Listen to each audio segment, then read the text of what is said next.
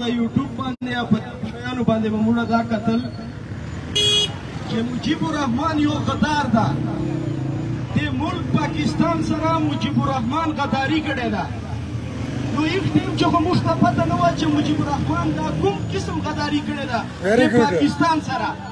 نو اوس دې عوام هر سړي ته پته ولګېدله چې مجیب الرحمن صحیح په خپل د حق دپاره عوام دپاره دې ملک نه دا خلک آزاد کړي وو.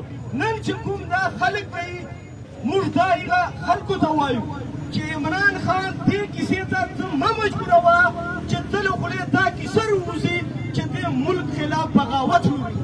Very good, very good.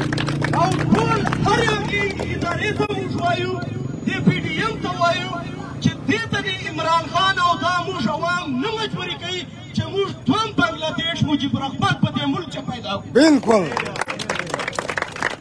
موږ دا تجوړې وغاړو ټول هر سړي ته پته ده چې دا روډ 75 سال راسي تاسو ته چا نه کړو جوړ.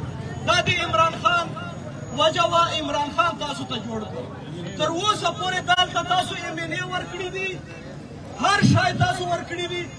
د موږ برنډې په حوالې سره که خبرې وکړو چې کوم دا د موږ مروت کنار دا اصل معنی باندې دا د عمران خان ده. 2014 چې دلته پرویز خټک صاحب راغلی و او پرویز خټک صاحب دلته اعلان کړی و عمران خان ټول دلته میشن دا و د ډیمو چې په هغه چې 3 ډیمونه